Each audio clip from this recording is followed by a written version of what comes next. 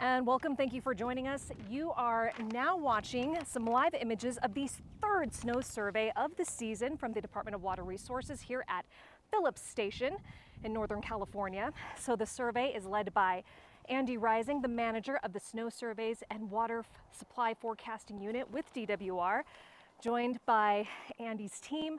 They're just getting out onto the snow course and beginning their very first measurement. So DWR has conducted manual snow surveys here at Phillips Station since 1941, recording both snow depth as well as water content. So as I mentioned, this is the first measurement as Andy is getting ready to drive the snow tube into the snow itself. And so the idea here is that Andy is able to get the snow tube all the way to the ground in order to get a good core sample. And that core sample is measured in inches as well as weight. And it looks like he might need to do another drive of that snow tube. Ideally, he hits all the way to the dirt, and that's how they know they've gotten all the way to the bottom. So the snow survey team will go to 6 different spots. This is the very first one, and use the snow tube to get the measurements. And those 6 measurements will then be totaled and averaged to give us the amount of snow at this location. And what's really neat is that the measurements are taken in the 6 same exact locations each survey. So if you notice, there's that tape measure that's on the ground. They use that to ensure that they are measuring these in the 6 same exact spots year after year, snow survey after snow survey. And that step is what provides reliability when reporting the averages and trends of how this site's snowpack is doing compared to, say, previous months and previous years. So that way we know how our snowpack is doing so far. So how is the state looking so far? Well, this year is definitely an example of how California seasons are becoming much more extreme. So at the beginning of January, the statewide snowpack was 108% of average, but then we were dry for the rest of January. So the average dropped to 69% a month later when we did the second snow survey. Now, we have gotten some big storms this past month, which led to flood preparations across the state, dropped several feet of snow across the Sierra Nevada. However, the state has seen the last 2 weeks of above average temperatures and dry conditions, and that's already started to chip away at those gains. All right, looks like Andy's getting ready to do the second measurement. So this is, again, a reminder of the snowpack and how it's a story of relativity. Because in the northern region of the Sierra Nevada, we've received rain and snow and danced around the average to above average mark. However, the southern region of the Sierra Nevada has been well below average almost this entire water year. Hardly any storm systems have come through.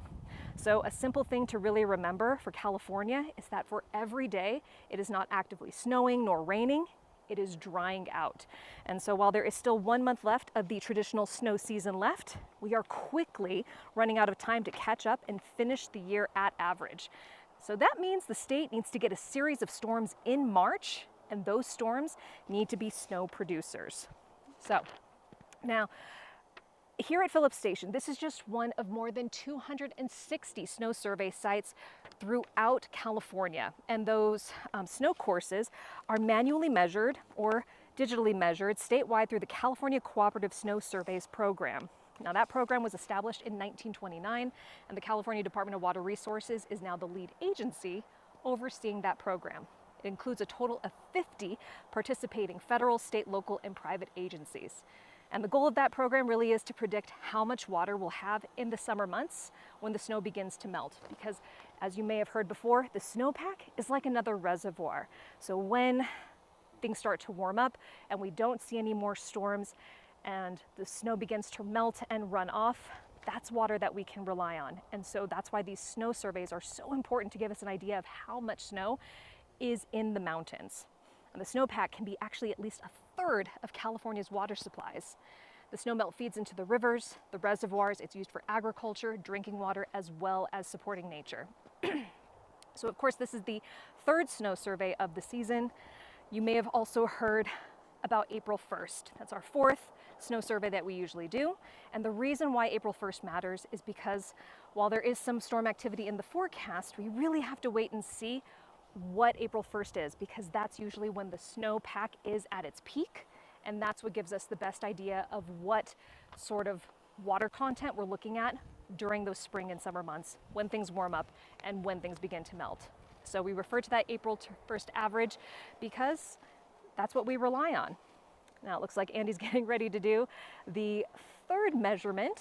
And if you're ever wondering what the snow tube is and how it works, it was developed in the early 1900s by Dr. James Church, a professor of physics at the University of Nevada at Reno. He's trying to solve a water rights issues in Tahoe. And it was originally called the Mount Rose Sampler because Dr. Church would march up Mount Rose to take measurements. And it's been used for all this time. It's a great piece of machinery, very simple. It measures in inches how deep the snowpack is, and then the tube is weighed to determine the density of that snowpack. And that's how we know how much water content is being stored in the snow. And the tube is set so that 1 ounce of snow measured is equal to 1 inch of water content. And that water content lets us know how much we have in terms of our water density. If the more light and fluffy the snow, that means it's not as heavy snow, which means not as much water content. So we like to see some nice, dense, compacted snow to give us some good totals and some good measurements. So as Andy is making his way through and does the rest of his measurements, those will be totaled and averaged, and we'll take a little break after he does his measurements so they can do their math, and then we'll come back on in about maybe 10-15 minutes or so in order to give you an idea of what the snowpack looks like here at the Phillips Station site, but also as well as throughout the entire Sierra Nevada. So we'll join you and we'll come back to you in a little bit.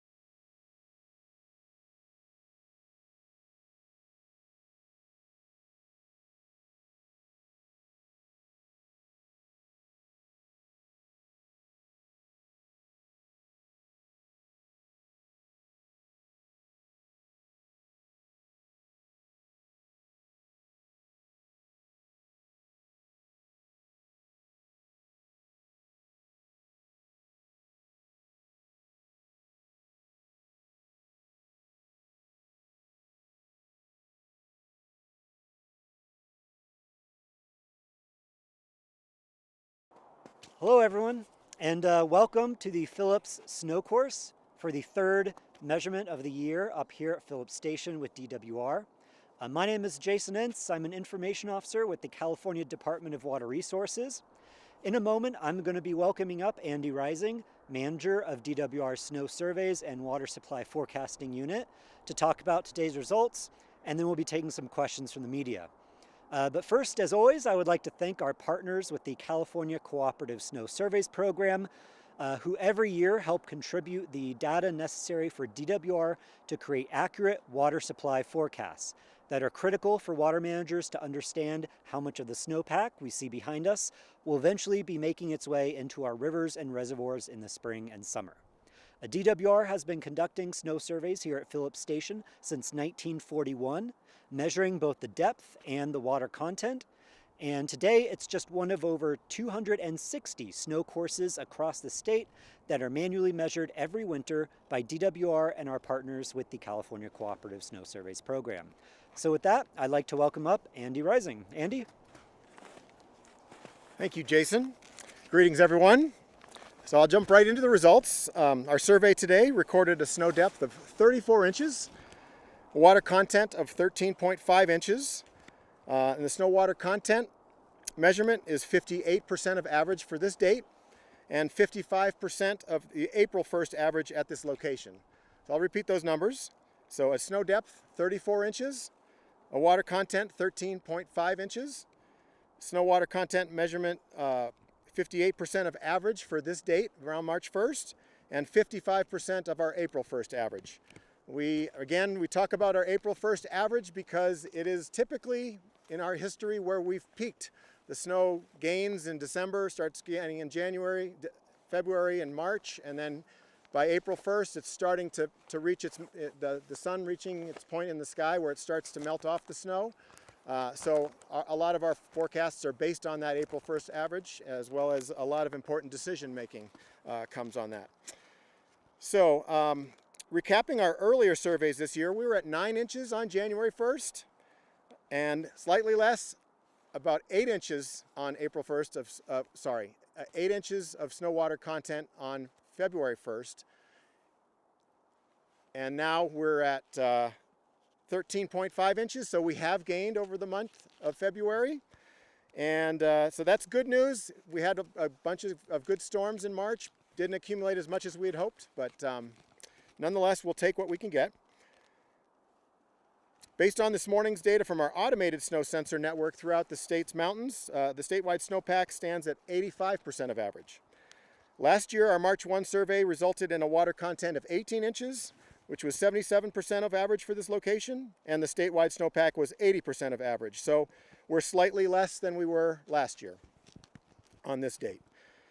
This year is another example of how California's traditionally wet season can swing quickly between wet and dry. At the beginning of this calendar year, the statewide snowpack was at 108% of average for that date, but an extremely dry January dropped that to 69% of an average a month later with lower snowpack. Some large and colder storms this past month led to flood preparations across the state and dropped several feet of snow across the Sierra Nevada. But most recently, we've had 2 weeks of above average temperatures and dry conditions and have already started to chip away at those gains that we saw earlier this month. California still has quite a gradient of hydraulic conditions. The storms in November, January, and early February focused primarily on the north part of the state. The mid-February storms finally brought much-needed snow to the central and southern Sierra, but that gradient still exists. The snow sensor network I referred to earlier shows that the snowpack in the northern region currently sits just above average at about 105% of average, the central region at about 80% of average, and the southern region below 70% of average. So the snowpack and hydrologic conditions definitely shift from river basin to river basin as you move up and down the state. A relatively simple idea to keep in mind for California is that every day it's not actively snowing or raining, we're likely losing ground. And that's exacerbated with warmer temperatures. The expectation is that we are still in a part of the winter where we should be gaining our snowpack up until about April 1st, so the percent of average will decrease each day that we are not seeing any accumulation. So while we still have about 1 month left in the traditional snow accumulation season, we're quickly running out of time to catch up to what would be an average snow year like we had last year. So currently, statewide, we're at 73% of the April 1st average right now. So there is some storm activity and colder conditions showing in the weather forecasts over the next few weeks, but we'll have to wait and see if it'll be enough to get us back to average and keep us there through April 1st. The chances are obviously lower for that to occur in the central and southern regions of the Sierra, but as I said, we will see. All right, let's bring Jason back up for questions. Yeah, thank you so much, Andy. So now with that, we'll go ahead and take some questions from the media.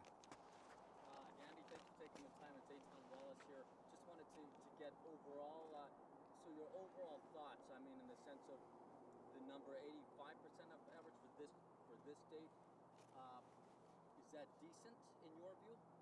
Yeah, thank you. So the question of just overall thoughts about where we are with that 85% statewide and thoughts of, what that means right now. Yeah, I think earlier in the season, there were some indications that it was going to be a drier, springtime and, less precipitation. So having those storms come in January was a great blessing. We weren't sure. We're never really sure. And so we did raise our snowpack statewide, especially in the central and south. So, that's great. Whether we'll reach an average for the state, that still remains to be seen. It's obviously, 2015 was our lowest snowpack ever at 5% of average on April 1. So we're well ahead of that. So it's a decent year, but we certainly would like to see these storms that are perhaps out there in the next couple weeks come to pass and drop some good snow for us. But like anything, nothing's a sure thing. So, yeah. Yeah, thank you. Any other questions? Okay. Well, if there's no more questions today, I'd like to thank you all for being here. Again, we have one more major snow survey coming up, and that's our April 1 snow survey. Again, like Andy was saying, April 1 is a critical date for water managers and the snowpack, as it's traditionally the peak of the snowpack. So we'll see everyone back here around April 1, a month from now, and see what we get. Thank you so much for joining us today. Thanks.